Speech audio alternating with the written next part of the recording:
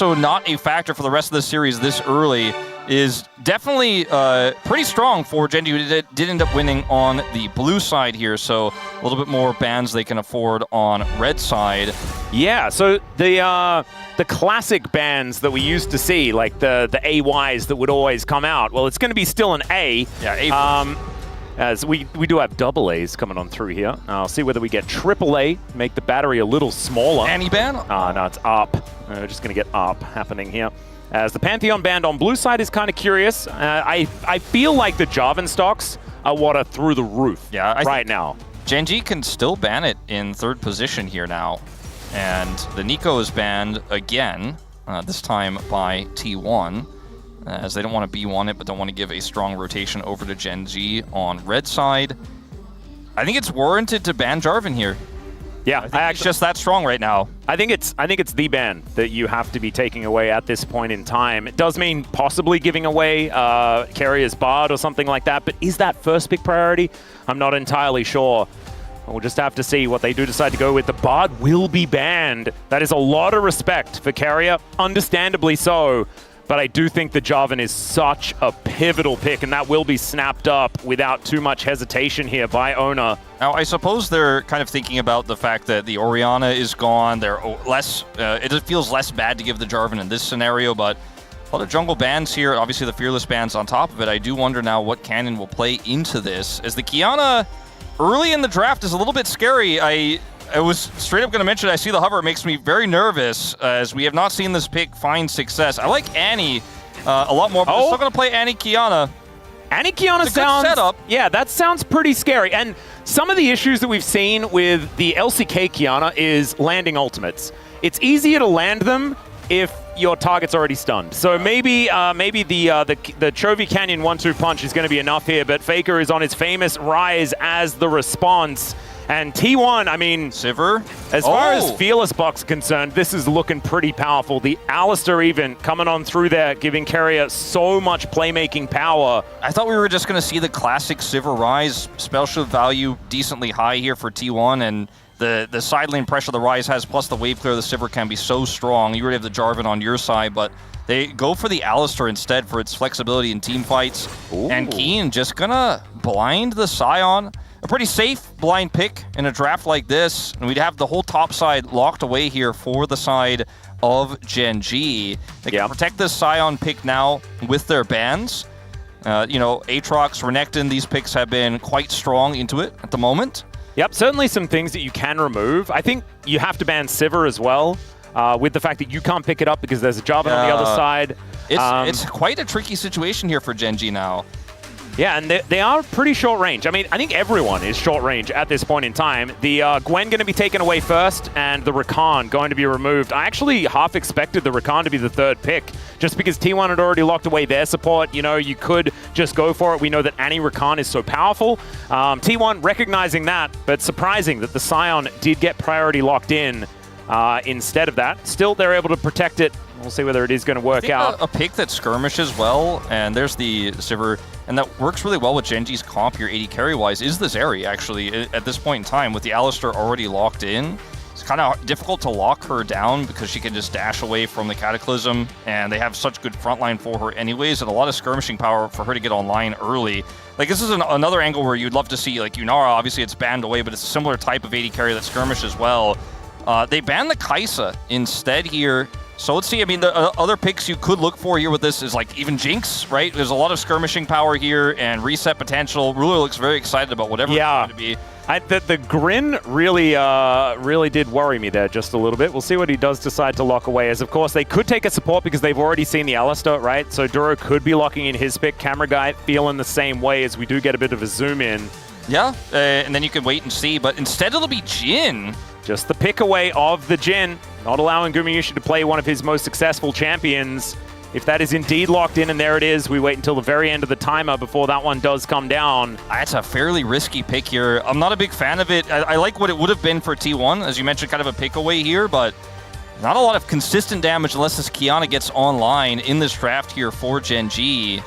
Ziggs, maybe the answer for Guma, a pick that he has traditionally avoided, but played it recently in playoffs, and is looking to play it again here in this bottom 2v2 with the Alistar.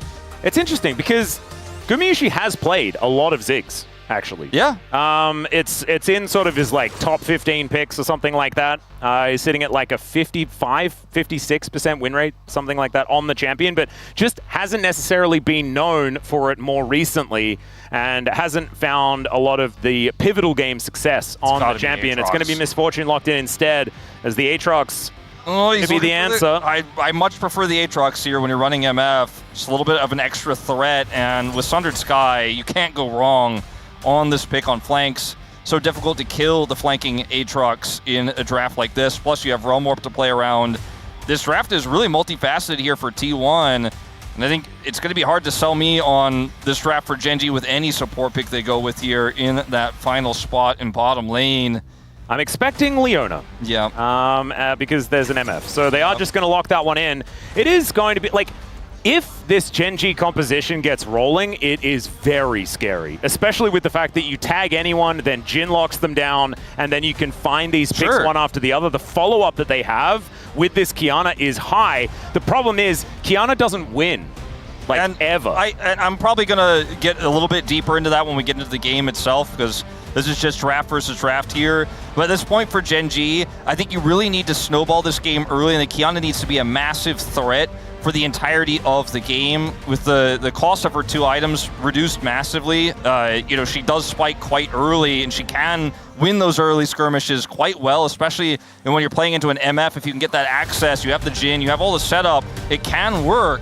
It just has not worked in our region, and I'm worried about what happens if we go to an even game state, or even worse, if Gen.G are behind.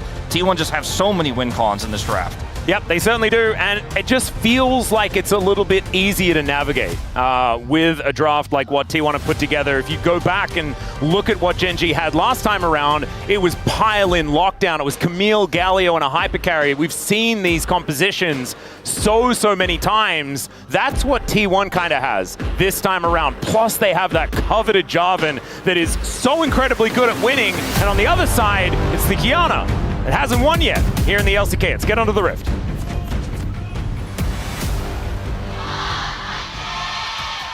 소환사의 협곡에 오신 것을 환영합니다.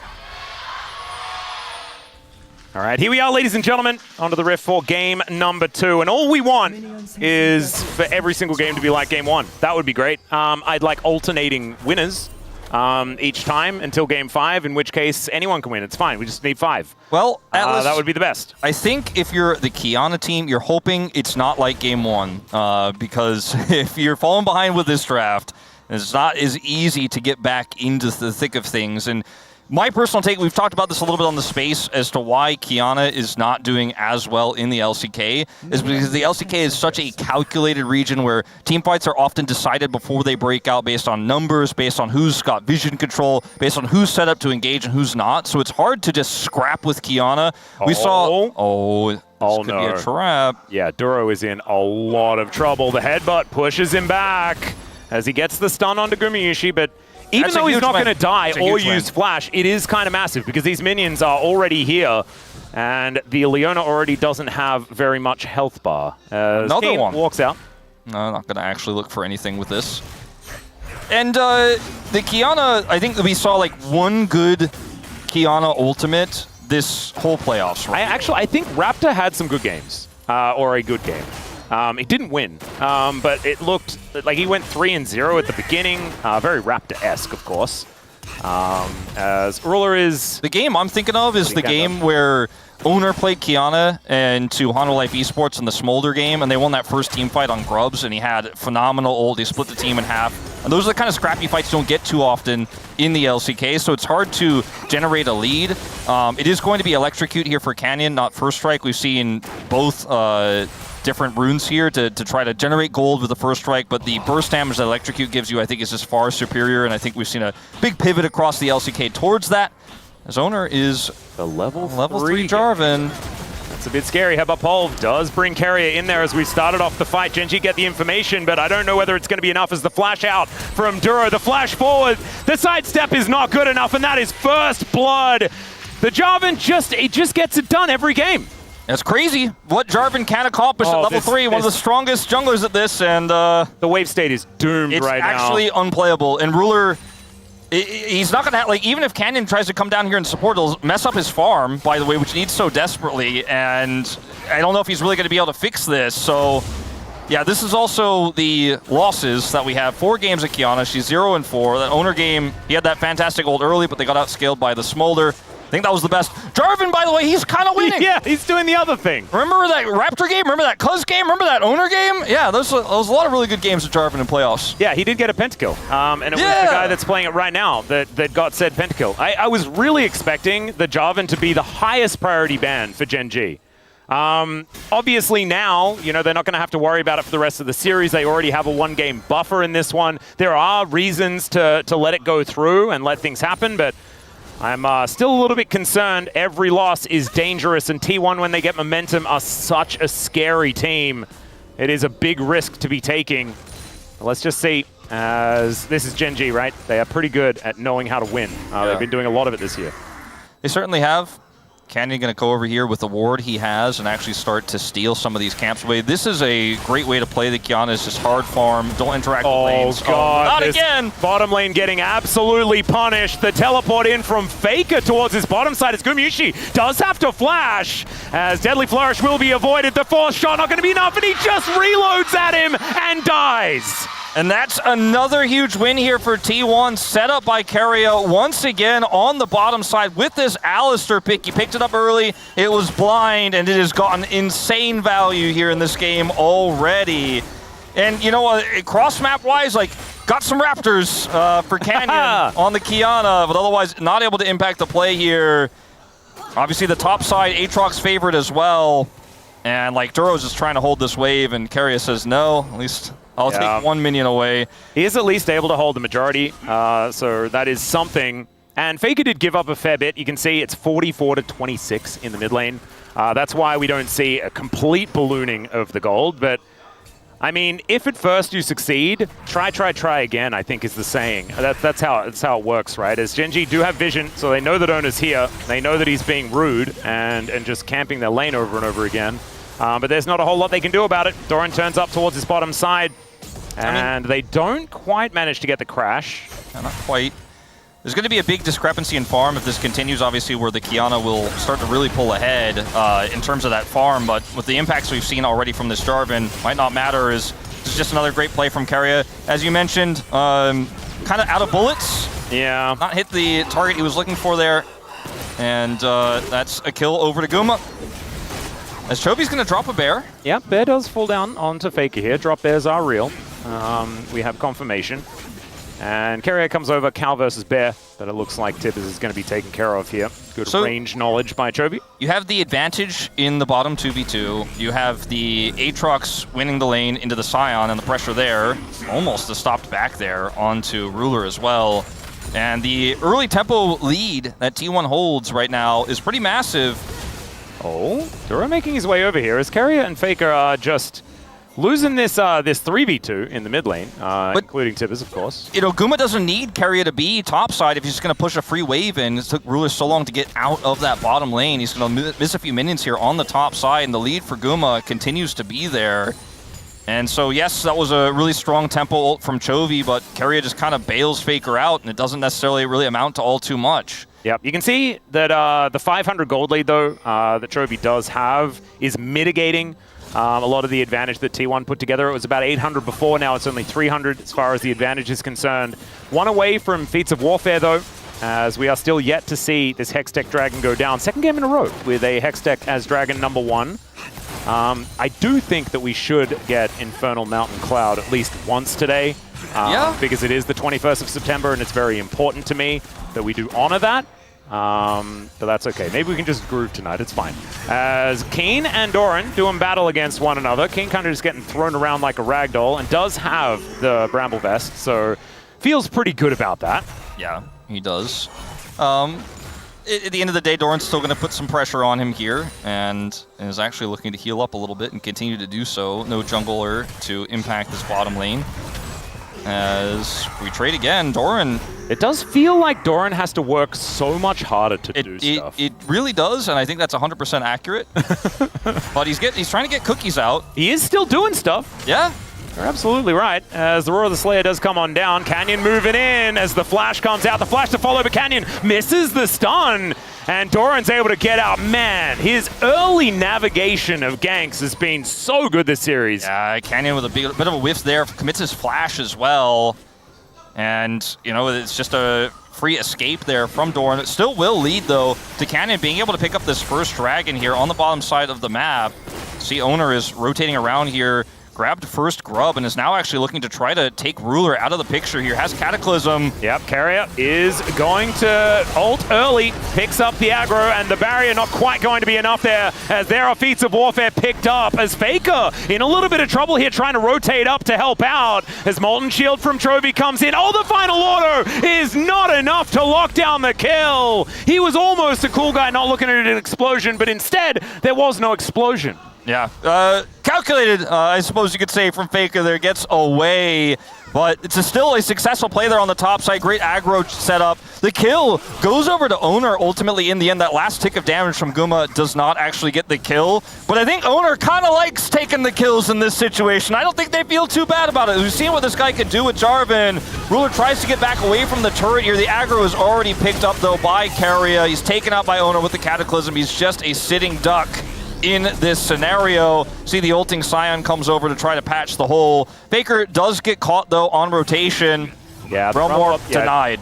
Tried to get in there, was unable to do so. It did cost Chovy his flash to make it happen, as Phase Rush is broken. Yeah, it's crazy he still gets out. Like, when I watch this replay, I'm like, are we sure he gets out? Does just barely get away. Didn't quite have the electrocute back, I guess. So just wasn't quite enough damage there from Chovy. Little unfortunate. Not end of the world or anything like that here for Gen.G thus far, but Umbral Glaive start here for Canyon, by the way. That is not normal. That is not what we have been seeing. Axiomark and Profane Hydra has been the build. With the reduced cost on both items, you kind of save 600 gold from what you used to, and Umbral Glaive is just such an incredible utility item. It really is, and if you're trying to control the map and constantly control tempo, first of all, it's not going so well so far, but like at least I could maybe help you get back in it. It's a relatively cheap item as well, the Umbral Glaive, and pretty stat efficient for its cost. But yeah, we just keep dropping bears. Yep. And Roller tried to go for the invisible Deadly Flourish. Doesn't quite work out there. As Doran, this time with no flash, and he is just dead.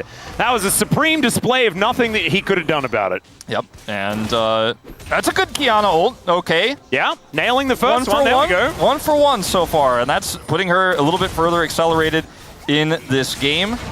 As there's the Cataclysm onto Chovy. Remember, he used that flash earlier on. He's trying to get Tibbers to get some value here, but it's just not going to work out. That's a very strong Jarvan to take down the Annie. Canyon a little bit slow, picking this one up. They'll take themselves the plate, and Canyon will be able to clear out these minions. I mean, but it's still looking good for T1. A third kill, gets Tibbers, gets a plate. So yes, Canyon had the successful play there on the top side, but this was a big win for the side of T1. Faker gets the assist, gets a little bit of plate gold as well. That gold deficit shrunk massively after Chovy is shoved out of this lane. And, you know, another successful move here by Owner. Sees the opportunity with Canyon there deep on the top side to find an angle. Knows the flash is down. Looks like a back was stopped here, I believe. Yep, another back interrupted. Nicely done. So we're going to check this one out one more time. And look at where Owner is right now, by the way. He's just a little bit too far away to actually save Doran, and then he just runs straight to the mid lane as fast as he can. And Chovy underestimates his engage range here. Look at how far back Chovy was. Still not far back enough. And he was trying to let the wave push into him, but ends up dying because it's a cannon wave to grab the plate as well on top of it. And it just shows picking the Annie into the Jarvan is a risk, because he can just press R on you. Again! As, another bear comes down and another knock-up comes on through here from Owner as Chovy. Just free food for Faker. That's 5-1 in advantage here for T1. And your 0-1 for Owner. Your big gold lead is just completely gone now. And now it's a lead for Faker in the mid lane. And this Jarvan, once again, I mean, you said it. We thought we'd see this one banned pretty much every game. Incredible that in this best of 5, Owner's able to get his hands on it, and he is just making such a huge impact once again. This immobile, flashless Annie in the mid lane. And it's not like they have like the Yunara from last game to bail them out, right? It's a Jhin, it's a utility pick in the bottom lane for Ruler. Exactly. He is not going to be that secondary carry. So much was on Chovy's shoulders already, and Annie was already a little bit more of a utility pickup, right? Like this game is now resting on Canyon's shoulders to get this work done. And I just don't think he can in this game anymore. And like, it's a lead for Keen on Sion. No, that's something. There you go. Right? But where's the damage going to be? That's the big question. Is Faker's going to get stronger and stronger as this game goes on? And like, I've seen this one before, as Chovy didn't have flash, but is able to walk his way out of it this time around. They're now looking for Duro, who does have a blast cone to help him out. I don't know if that really Faker will really miss that realm more before this upcoming fight because they have full prio, but bit of a whiff. Now the bear comes down here as the Rune Prison comes on in. Ona moving back though, so Canyon is going to back away. Some Spell Flux connects, but otherwise not too much more. The Flash 4! And it's going to be the bear coming down. Faker will be punished as Carrier comes on through. Ona just gets out of there though, protecting that shutdown gold. And Carrier is going to have to flash, but I just don't know whether that's going to be enough as he's running, and that is going to be able to get him to safety. Guma was just left alone though, with this bottom out of turret. He is going to get some plate gold here, and with this wave thinning out, I think this is going to be a trade-up in terms of the turrets here for the side of T1. Canyon, of course, starts this dragon up. Owner does have flash and could look for a steal potential here. Duro's holding the gate, though, not allowing him to get in. Guma comes over, really greedy here. Yeah, that is going to be the dragon coming on through. No Zenith Blade to land here from Duro, who is a bit far up, but it isn't going to be too much of an issue. But every time Gen.G are going for something, there's someone on T1 breaking their stuff. Exactly. So Owner doesn't go for the steal there, is unsuccessful at stopping the dragon. They walked up with the misfortune. I was a little bit worried as well. We're not done yet. Yeah. Okay, we should be done though, I think. I think we are. Yeah. Just going to be able to take down the Grump. But yeah, like the bottom turret goes over. Feats of Strength get picked up here by T1, and then Doran smacks the turret and takes 2/3 of its health bar away with the grubs that he has in the ensuing play. Initially here, Faker is totally fine, right? Does have his flash available. The combo comes out from Chovy, he just walks away. But then here, walking back up with Owner, bit of a bridge too far, I think, on this one, as Duro is also here, and it's a big stun from Chovy. Bit greedy here on the side of T1's mid laner. Yeah. They've just walked towards the dragon to look for a setup play instead. Punished by Chovy. But then, you know, the misfortune in the bottom lane picks up a ton of gold. Aatrox gets some serious work done on the top side, and T1 are set up for this Herald now. And this is going to be a difficult one for Gen.G to contest. Deadly Flourish onto Carrier, but he's not too worried about that. Has the Unbreakable Will, as now Canyon looking for an angle. He's getting in amongst it. The curtains have been called as he flashes out of the way of the Cataclysm. Duro going down very low. Gumayushi doing so much work. T1's health bars are getting lower. Keen right in amongst it, but Chovy not quite doing enough. Ruler just getting soloed out by Doran, and he will be able to finish that one off. Chovy in the back of the pit is just dead to the bullets of Guma, and T1 are just running the rift. Outside of Keen being quite frustrating, but he'll be zombified and taken out himself. A monstrous win here for T1. Yeah, very haphazard setup from Gen.G as well. When we watch the replay, I want everyone to watch Canyon's ultimate as he goes in onto Faker. Like, this Kiana pick is 2-0 on 2 items and is just not able to get anything done in this team fight. Guma's untouched, massive value with his ultimate, and just his straight up auto attacks do a ton of work here. He's 3,000 gold ahead now of Ruler. Watch this angle on the Faker Kiana finds. He's like, carry in the backline, I've got him. Faker's just like, I'm not really that interested, actually. Yeah. That's the best you got? And if you don't hit terrain, it just doesn't feel like it does very much of anything at all. Ruler doesn't have access to follow up, so now the fight is just completely split. Doran isolates and kills the AD carry by himself, while the other side of the fight is a complete wash. And this is why, to me, the LCK setups are just too strong for the Kiana pick to work. Why we're seeing it, in my mind, continue to fail. As you don't have a great target there, you don't have otherwise great CC or lockdown. The Jarvan setup, he's got tons of mobility, great CC. Now as Sundered Sky's had it for a long time, and Owner is super fed in this game, and they're gonna get this mid turret. T1's 3rd turret of the game. Man, look at all those Banelings. It's a lot of devastation here being provided by T1. 5,000 gold is the lead as Carrier is going to interrupt a Q. That was pretty cute. Gets a headbutt onto Keen here at the same time, who does ult to get himself out of the way. Carrier taking a fair bit of damage, but it's another charge from Shelly. Yeah, maybe if he hit the turret, it could have been a little bit more high value. Is Kiana 1v1? Yep, I'm not against Doran. That is not going to work as he does break the chains this time around. But yeah, Doran is so scary on this Aatrox right now. Level 12 and 2-1 and 0. He's got a little bit of a gold advantage against the Scion now as well as Duro is dead. Faker Realm warps in, but it is just going to be the kill going over to Ona. And, I mean, this is much worse than the gold lead that T1 had in the first game. Yeah, in the first game, it surfed around like 1,500 for a while, got up to like 2,400, and it was a lot of win cons for Gen.G that were kind of sitting in the incubator, right? Like that ruler late game, Yunara was brewing, the side laning Camille was there. In this draft, you got a 2-0 Kiana that looks invisible, and you have a Jhin that's 0-3 and 3,000 gold behind, but I don't know if the Scion or the Annie is really going to patch those holes, and it's a lead in gold, but it's also a massive tempo lead, and there's just so many more win cons in this draft for T1 than they had last time. They've got the Realm Warp, they've got the side lane angle, they've got triple grubs they've been utilizing incredibly well in this game, really from their AD carry as well as their solo laners this game, and Gen.G are just so far behind the 8 ball. Like, Duro keeps getting caught just trying to get any semblance of vision as Faker may be caught. Well, the flash is going to come on through. Double teleports invested as Owner is going to find Canyon here. There's the headbutt over the wall. Ruler in so much trouble. Deadly Flourish goes wide and he is just dead, ladies and gentlemen. It looked like it was going to be a play from Gen.G, but T1 just turned it on its head. Another ult from Canyon that just completely does nothing in the attempt to try to peel for his teammates there, but carry his flank. Chef's kiss on this Alistar, 8 out of 11 KP this game. He has run it from start to finish. The rift belongs to him and all of these fed T1 members as Faker takes a gold lead over Chovy with the destruction of that turret, and now it is all T1 colored around the map. No semblance of control for the map here outside of a small side laning Annie here for Chovy.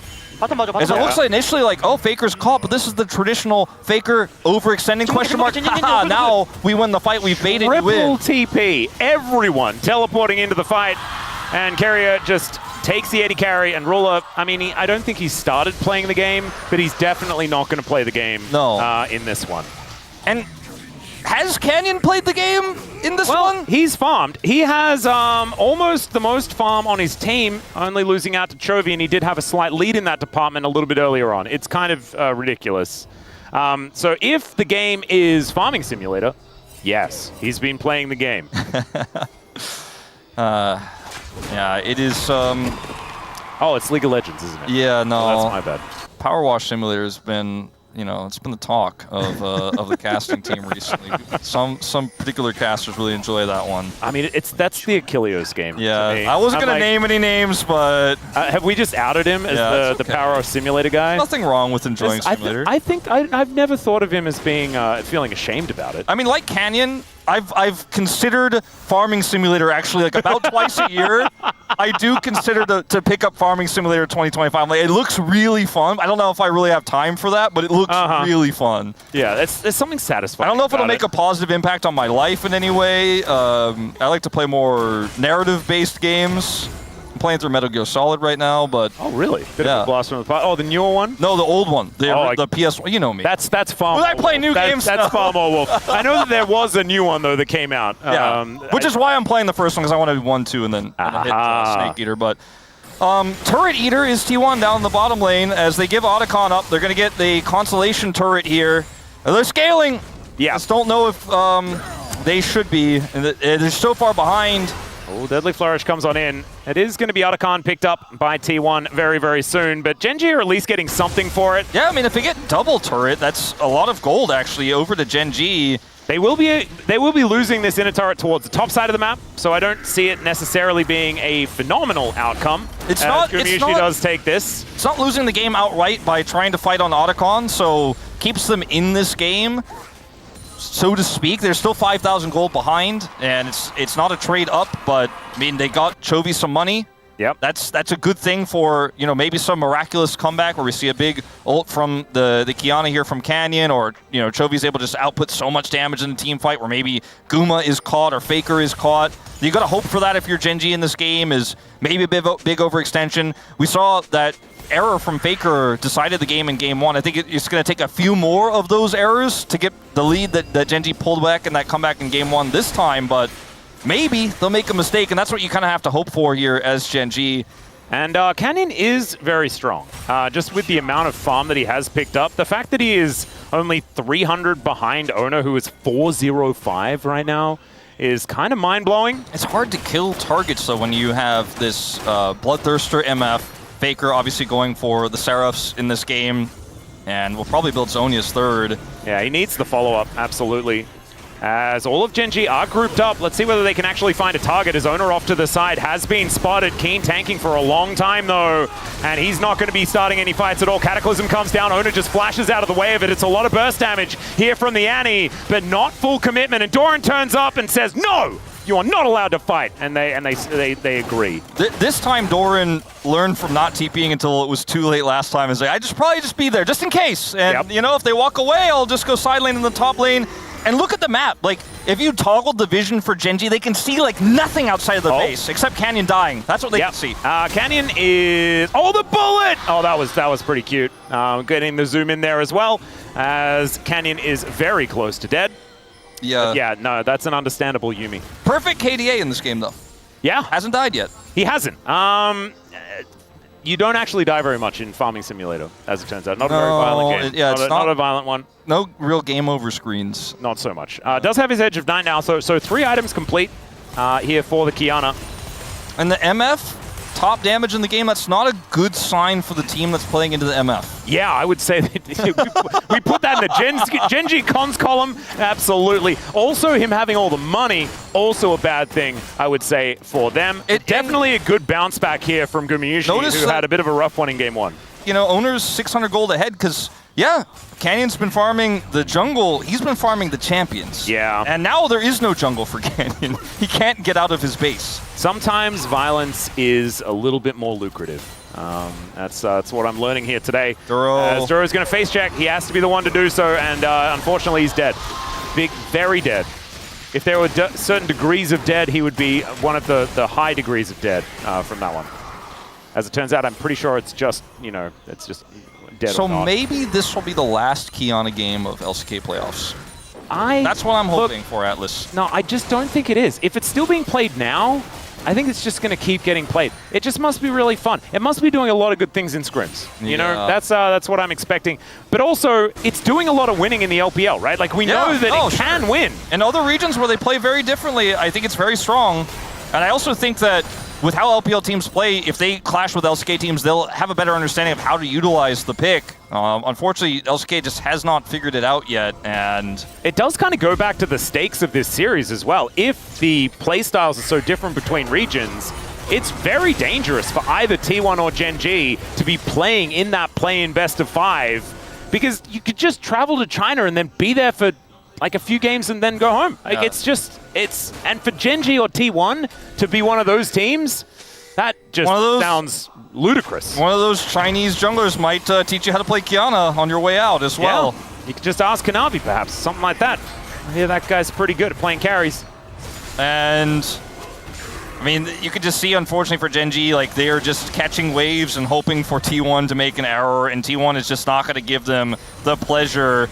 Carrier will avoid this Q. Let's see what else he can avoid. Yeah, Deadly Flourish actually doing a fair bit of work here, but Carrier not even pressing the ult button, just looking to try and set up for a bit of a catch onto Keen, perhaps. He's put into the Cataclysm, flashes out immediately, breaks the chains. They're now going to need to go back, and doesn't have his flash now for the upcoming fight. Baron going to be on the minds of T1. They're doing their very best to lock down vision control. There is a cute little ward here in this brush, giving Gen.G a little bit of information as in goes Owner. Deadly Flourish just to spot what's happening in that brush there, but it looks like Gen.G are not going to be face checking just yet.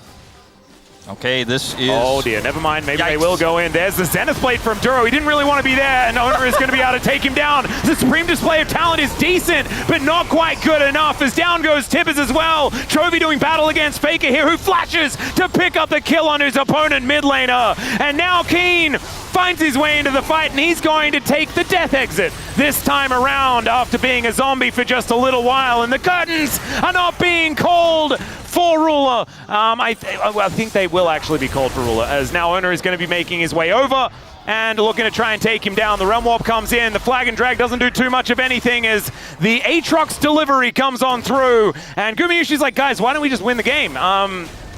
They're helping and keeping the players from going back so they can win the game. That's what's happening. Don't worry. Yeah, it's a little bit of Doran something like shows that. up.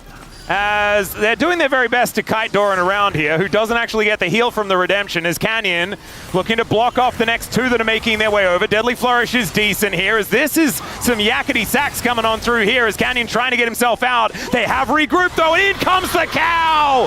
Carrier gonna be able to deliver a double kill over to Gumayushi, and that was a weird little passage of play that ultimately it's going to be even more winning for T1, as it's given players like Duro the opportunity to respawn before they win this game. It almost feels like a psychological warfare move here from T1 as they just smash them over and over again before the Nexus falls. Yeah. And Atlas, we knew we would, but we have a series on our hands now. It was already all over our hands after game number 1, and it is now being confirmed as T1 will make this one a best of 3.